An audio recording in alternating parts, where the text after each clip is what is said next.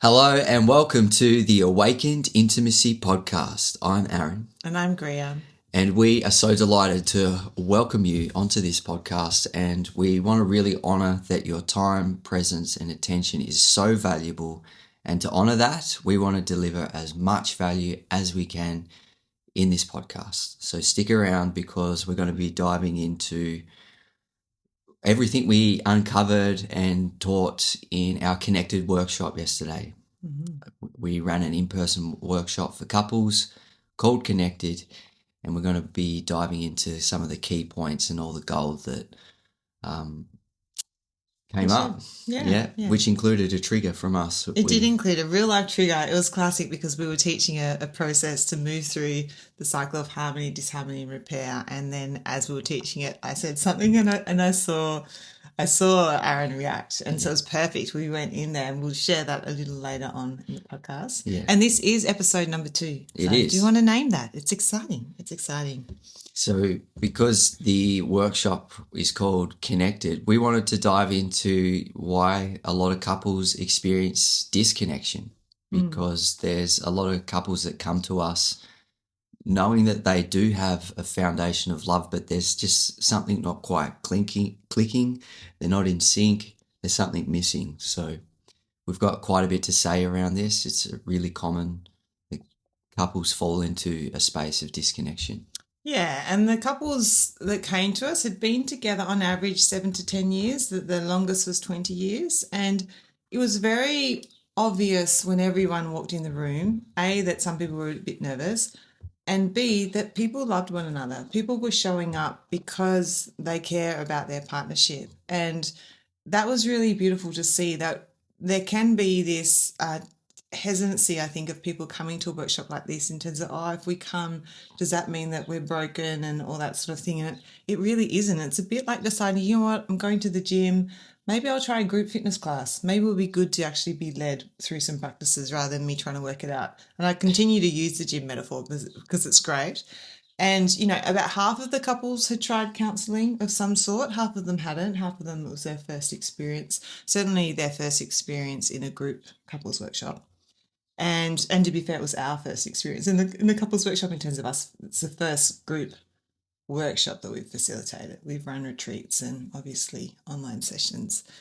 And really people were coming to us for deeper connection and improving communication and learning new ways to improve and enhance their relationship. That was the words that they shared. So there were some who were wanting to learn how to feel safe within themselves. And then for some, it was about bringing back more play. Relationships, especially with in the season of young children, it can be a freaking hard slog. And so bringing that sense of play back into it. And then there was one participant who was a couples counsellor herself, and she wanted to actually have some experiential learning. And, as Aaron and I were going for a walk yesterday, and we were talking about the podcast, and again, our intention is to continue to offer really solid value, because there is so much information out there now. There's so much great information, but nothing quite beats actually the experience of it, because then we actually get to practice and integrate the knowledge, and that's where it becomes lived wisdom and practiced wisdom. Yeah, exactly. And we do live in the age of information, and it's a reflection of kind of humanity's state of consciousness of being very mind-based, very heavy cognitively. And this is probably the primary reason that a lot of couples are actually experiencing disconnection, is because we're taught it's the social norm to relate cognitively, to try understand one another. And yet this is the primary reason that this creates disconnection, is because we're also emotional beings. And there was one couple that came that said they wanted to experience more emotional connection. And it's not always obvious how we can cultivate this when sometimes emotions don't make sense. And again, trying to make emotions make sense is again coming from the mind. Yeah, and often in terms of the emotional sense, we're not actually going to the felt sense. So again, Yes. we're missing another important part of the Yeah. And do experience. you want to extend on what you mean by felt sense? Yeah, that's somatic felt experience. So rather than me sharing, I'm angry at you, which is more the narration of where my thoughts are at, or I'm feeling hurt by you. It's actually I feel my tummy is like feels so tight. I feel protective. It's yeah. Yeah, and like I asked the question to the couples yesterday, who here actually even knows what somatic means? And half of them didn't. So what we mean when we use this term somatic, it's or felt sense, it's what do you feel literally the sensation in your body. So right now as I sit here doing this podcast, I can feel that my feet are cold. I can feel my jumper wrapping around my arms. Greer's smiling because I'm doing No Nut November and I've reached a point that's really hard. I'm holding a lot of tension in a certain point of my body. So, but, and this is why coming to a workshop is so powerful. And this is why in week 1 of our Awakened Intimacy program, we have a real emphasis on embodiment. And this is actually going to be a core theme of this podcast today is the role of the body in connection, in creating deep, meaningful connection. Because so many couples, they think that they have communication problems, yet their communication is often lacking in the understanding of the role of the body in what is creating a sense of relationality, understanding, and empathy. Like real empathy requires us to be in our body, to have that felt sensation, to a connection to our emotions. In order to be able to feel our partner, we've got to be feeling our own body. Yeah, and that's not to be confused with being enmeshed with our partner and not knowing the difference between my feeling and your feeling. But does bring in that attunement also that I can literally, you and I can walk into a room and we can literally sense what's happening with someone else, which means I can't hide anything. Yeah.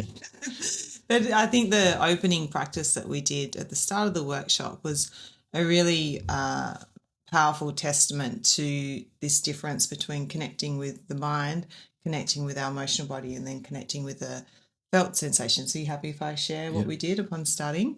So, normally in a workshop or something like this, we might start with introducing your name, why you came here, and something like that. And this time I wanted to start it off by, rather than us telling people that it's really important and that when we connect from our bodies that will create a deeper level of intimacy, we gave people the opportunity to introduce themselves, and rather going kind of a little bit deeper into why they're here, I asked them to introduce themselves just by their name, where they live, and what they do for work. And so it went around and was probably a couple of minutes circle. Everyone did that. And you could feel there was still a bit of nervousness in the air, that was just starting. So we start with the surface layer, which is the common social norm. Yeah. And then I got people to share where you are, how are you feeling emotionally in this moment? So I think, do you remember how you were feeling?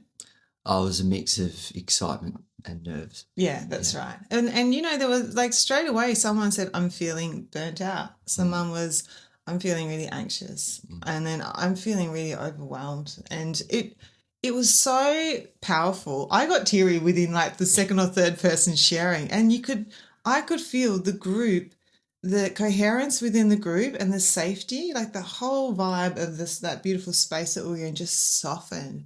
And there was a sense of being held within the space. And from that space, we looked at one another and kind of, I said, who already feels like there's a connection in this space? And we were literally 5 minutes into the workshop.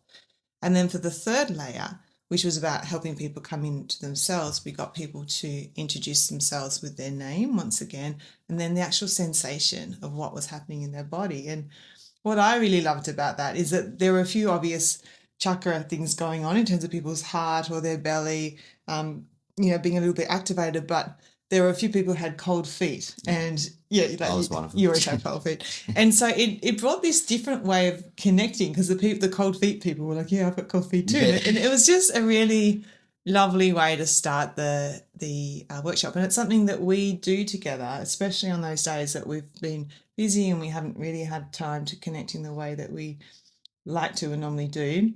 Is we might get into bed for a snuggle and just say, what are you feeling right now? It's like, I can feel my heartbeat, or you're off and I've got cold feet. And today, I can feel my nuts bursting at the seams. Yeah. Yeah. And the reason that we open the space like that is to, before we share any kind of cognitive understanding, is to give people a lived experience of the different layers and dimensions of intimacy. And it's really common that when we hear this word intimacy, we think of romance or passion. Yet, and this is what I shared yesterday, what about when we're held through really intense grief, or when we're witnessed in a really sacred rage, compassionately witnessed, or we're loved through our deepest shame? Like, this is real intimacy as well. So it's so much more than just being lovey-dovey and connected. It's being able to be with the difficulty. And something Terry Real shares, what his definition of intimacy, it's birthed at the cross section of truth and love. And I personally love that, because for us, like, truth and love are synonyms.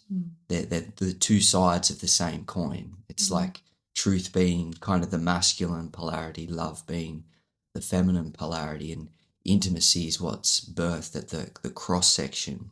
And it's so crucial, that point that we're going to continue to make throughout every episode of this podcast, is how essential it is that truth and honesty be met with love and compassion. And it's you. Yeah, I think it's important to name that truth and love. Truth isn't always convenient. It's not always comfortable. And love, like, I think children are a really great example, that there are times, I always love my children. I don't always like them. And I remember having a discussion with my dad about that many, many years ago.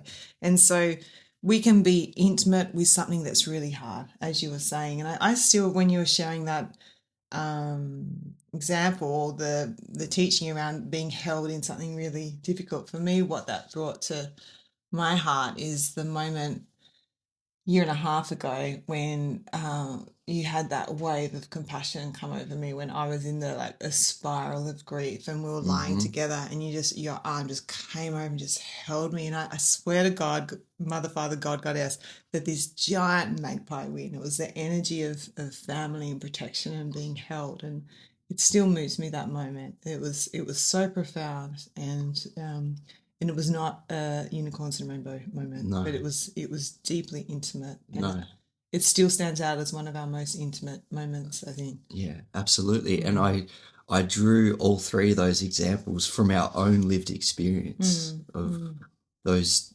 moments where I did hold you through those intense grief, and the unity and usness that we felt in those moments. Or it was only a month or two ago when I expressed a really intense rage in front of you, and you didn't shy away. It didn't scare you. You didn't judge it. You just compassionately witnessed me in it. It was so powerful. And then, of course, all the times you've loved me through my deepest shame, which has been many times. I was wondering if you were going to bring that up. And so there's the intimacy component of being with, and I really want to emphasize also that word being with. It's not trying to fix, it's not a doing, it's a being able to be with what's difficult, and that requires a degree of presence. Yeah, and that was one of the key takeaways I took home when we were on our intimacy and polarity teacher training with Steve James and Michaela Boehm. That Steve said, he did this circle, what is intimacy? And it was really good because we were all there, all professional facilitators in our own right, practicing the art and profession of intimacy. Going, what is it? What I loved is that there were no wrong answers in what people shared. And what he really his perspective is that it's being present with what is. Yeah. And that can be being present with the feeling of this pen on my hand. It can be the taste of the amazing chicken bone broth we're sipping. It can be the sunrise and it can be with you. It can be with a child. It can be on my own in the sunrise. So, yeah.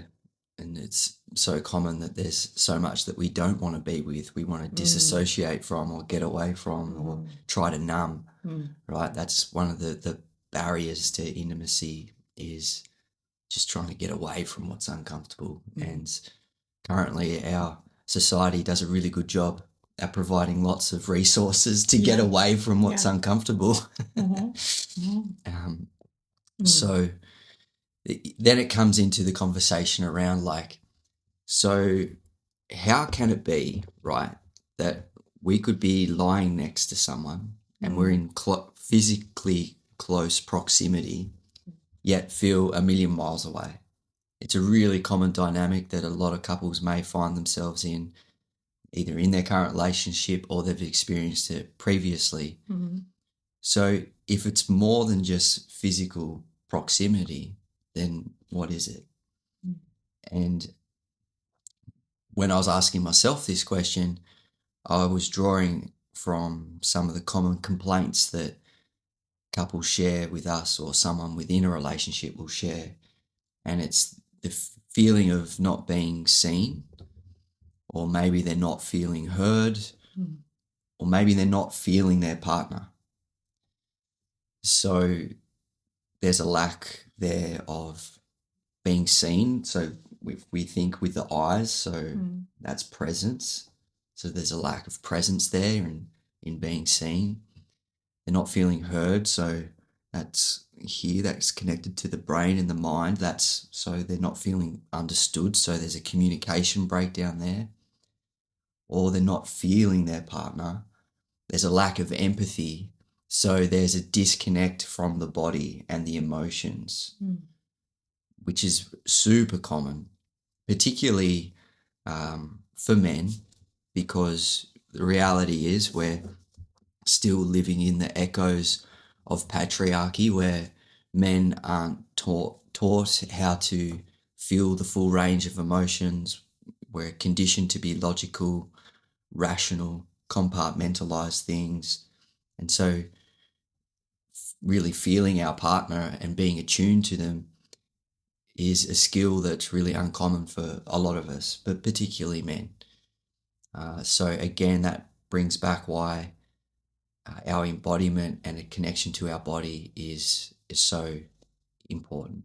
Yeah, and it brings to mind also that, and it's really important that we not, for want of a better word, demonize or judge that lack of presence, because as you said, it's not taught. And also often, we had couples share, because the best way for us to teach the theory is to get real examples to apply it to. And we had a couple share who volunteered to go through one of our processes in front of the group. And the experience was that of the woman sharing concerns about the kids and being on this workshop, and the husband, well-meaning, he's coming from a good place and he wants to assure her that it's okay and so they'll be fine. But in doing that, she felt invalidated. And so again, there can be that, in that moment, she's opening this vulnerable concern of her. She's opening her heart, and her husband, who loves her, who doesn't want her to feel like that, who wants her to feel better, he's doing a well-intended thing in terms of assuring her it's okay, but actually it's disregarding her emotion. And so we took them through the process of, and in the end, at the end of the process, she said, what I do ask is that you acknowledge, and you just kind of empathize with what's happening with me. And so then we got them to go one step further and say, well, what would that actually sound like, and get really specific. And it's really important when we're doing this work that we continue to teach our partner what we need, and then we give very clear, almost word by word examples to begin with, so that we can learn how to relate and how to connect. And then in those moments, next time that happens and she says, I'm feeling worried about the kids, and he said, yeah, I can see that, honey, Yeah. I can see that. And then that's where the intimacy. And so this is why you'll also hear us continue to say that the doorway is the gateway, that the trigger is the gateway to deeper intimacy. So if we actually learn from it and improve our skills around it. Yeah. Yeah. And that piece around like presence, feeling understood, and empathy created the three pillars of our workshop. So we took the couples through a process to deepen their understanding and embodiment of presence and genuine presence, relaxed, focused attention. We took them through a process, a communication framework, so that they could understand each other in a better way and have a skill of repair, because a lot of couples are just lacking in skills on how to repair effectively. And again, because they're stuck in that cognitive mind frame of reference and consciousness, they don't actually fully repair because they're not addressing the deeper emotional layers. So we take them through that, and then we had a component at the end for deepening their own connection to their own nervous system as a gateway to connect with their partner's nervous system, and then being as love and expressing that and noticing how they like to express love and how their partner likes or receives love. So, yeah, it was a really effective way of going about it. And as we were teaching the understood section, the skill of repair, Greer happened to share something that I took quite personal. I thought I was doing a good job to contain it. You were, but this is the thing. We've moved through and continue to navigate so much that our nervous systems have become so attuned. And I shared something as an example of something that we had moved through, and not taking things personally and doing our best. And then as I said it, Aaron's eyes, if you're watching the video, they just like had this like micro squint. And I saw that and I was like, oh, that I didn't deliver that quite in the way that I would have liked to. And we're in a group, and I saw it and I felt it in my body, and I thought, wow, this is actually a really good opportunity to practice this framework. And so I sought your consent and said, is it okay if we practice this now? Because I did that trigger you? And you're like, yeah, it did. Okay, to have your permission. And he said yes. And then we went through the process, and it was powerful. You shared how that landed for you and what you made it mean, and how it made you feel. And it was interesting because we were teaching the process, and in the third part of the process, I as a listener simply just need to kind of reflect back what I've heard and acknowledge. But what I find in that situation, when I can see that I've deeply hurt you, it's as if my cognitive ability kind of goes offline. I'm just really feeling the depths of what you're sharing, and it's one of those rare times that I actually can't put words. And so it was really good for me to be up there and go, yeah, so in this moment, my mind's gone blank and I actually can't repeat what I've heard. But what I felt and what I'm seeing is this. And I broke down in tears because I felt it so deeply. And I love that. It was perfect that I didn't do it perfectly, because I think it's important that we know these skills, we know the theory, and we practice that. And reality is, in the really big moments of life, none of us are perfect. Even you and I, who just live and breathe this every day, and we don't have to get things perfect to be connected. And it was really beautiful. And literally it probably took us 1 to 2 minutes maximum, we moved through something really big that could have led to a subtle disconnect through the teaching of the workshop. So let's say we were teaching on health and occupational health and safety or something, and I triggered you, and then we didn't have space to work through it. We would have carried that subtly in our bodies and in our connection through the workshop, and then maybe we would have just been tired on the drive home and not talked about it, and then we just go home and watch Netflix, and this is what can happen. And so these little moments just get swept away, or we'll just let it go, and it's this kind of not necessarily conscious avoidance, but let's just forget about it, rather than let's meet it here in the moment and clear it. 2 minutes later, we're even more attuned, we're even deeper, and there's no sense of blame or shame. It's loving one another with even greater compassion and understanding. Yeah, there's a few things I want to say. One is, one of the couples we work with recently, something the man shared, he was like, do we really have to unpack every little trigger? Like, this sounds exhausting. And it's like, yeah, fair enough to think that. And it might feel exhausting when you're still learning the skill and everything feels heavy. But the reality is, this is how we relate. When we have our cup of tea of the morning, we're not talking about the news and the weather. We're talking about these deeper things. And it gets easier, like any kind of skill. The heavy things, we just navigate, and we do it because it's how we relate, and it's what forms a deep connection. We don't shy away from it because we've harvested so much gold and so much richness and fulfillment. We trust the process, we turn towards it, and we just address it.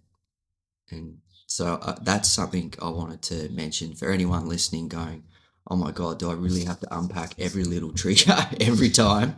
Which is a fair. And sometimes, it's context dependent. We might be at a party or we're around family, and we're not going to just start to unpack our trigger in front of, guests or something. It might be later on. But because we were facilitating the workshop, it was like, great, here we go. Let's embody it. Yeah. And for me, I was reflecting on it last night of like, what was that? And without going into the content of what it was, what Greer had done is she'd taken something specific, something that I admit that I had done. She'd taken something specific that I'd done, but turn it into a generalization of something that I'd done a lot of, or that's how I was. So taken something specific, turned it into a generalization. And this is a really common thing that people do in relationships. So it could be the dishwasher isn't done, and it's like, you're so messy all the time, or you know what I mean? Or you're lazy. Yeah, you're lazy. Exactly. That's a really good example.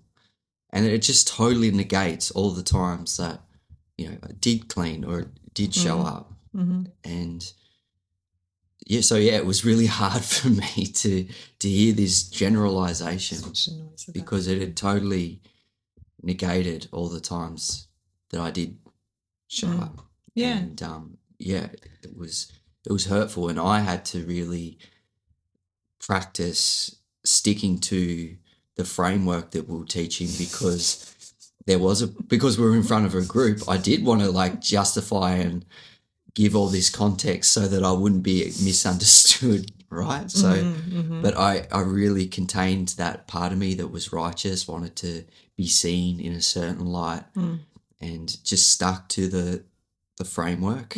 And it showed that by sticking to that framework, the power of it.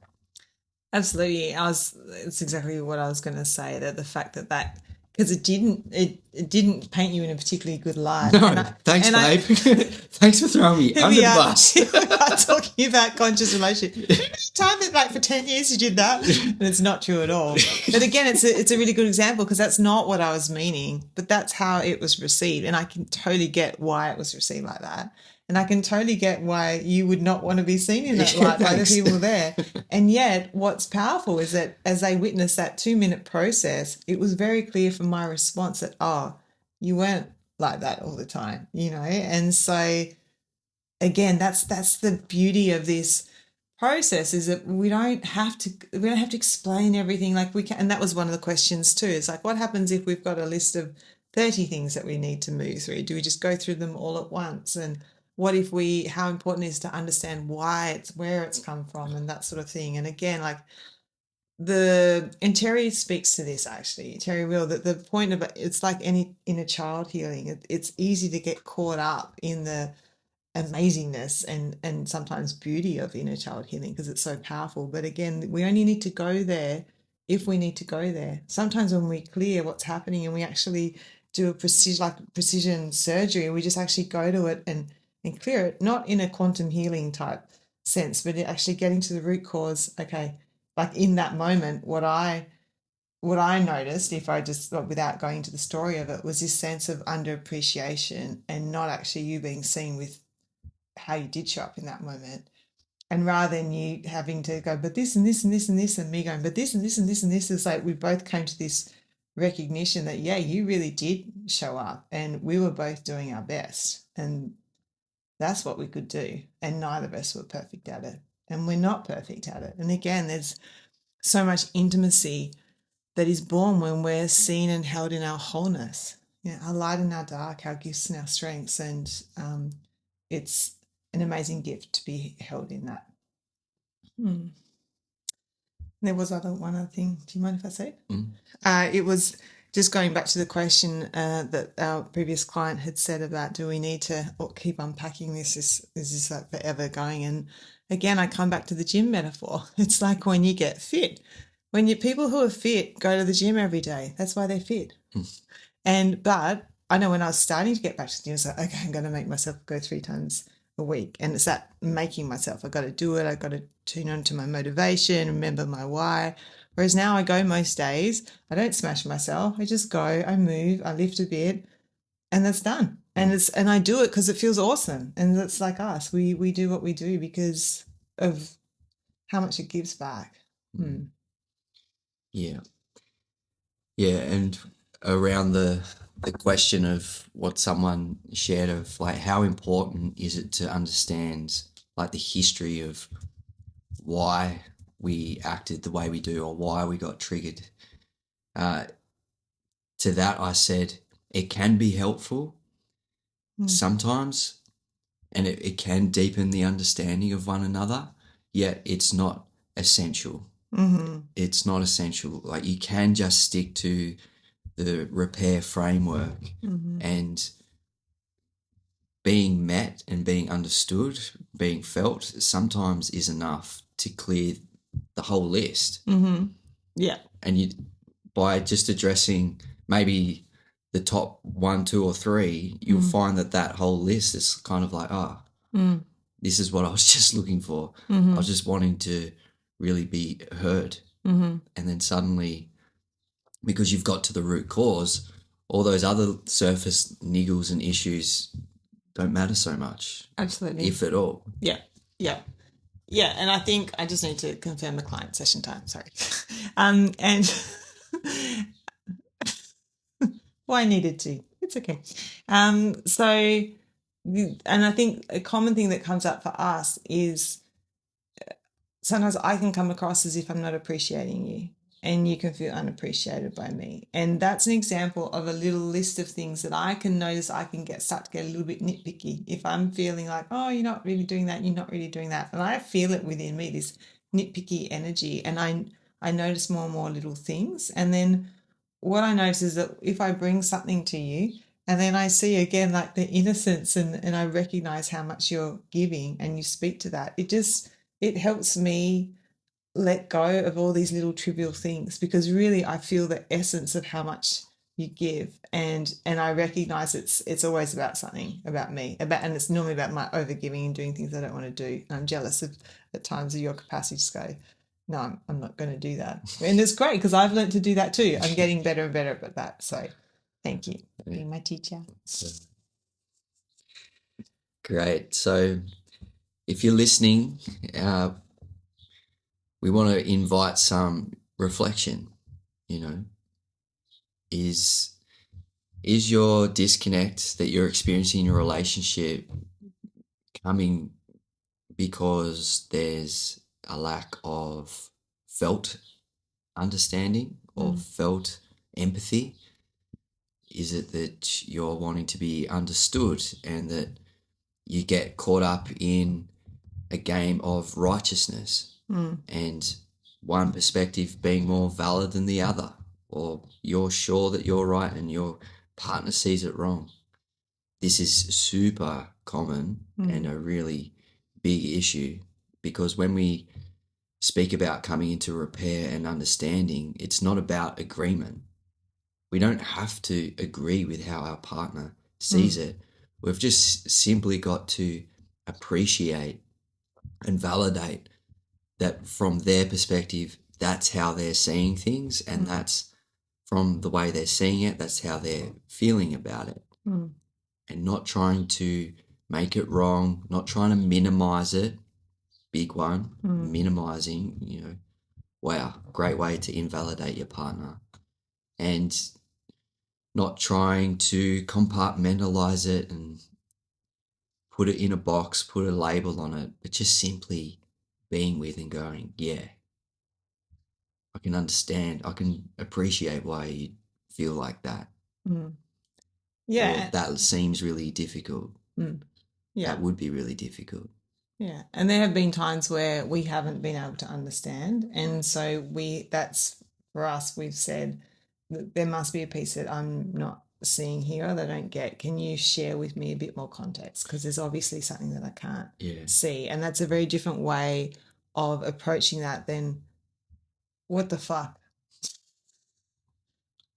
And not confusing trying to understand with actually convincing the other person that you're right. Yeah. It comes back to that righteousness. Exactly. And so I think one of the biggest keys that we share with couples is just how essential curiosity is to come out of that place of righteousness and not understanding.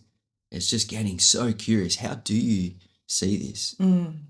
What is it that is leading you to perceive this situation in this way? I want to know.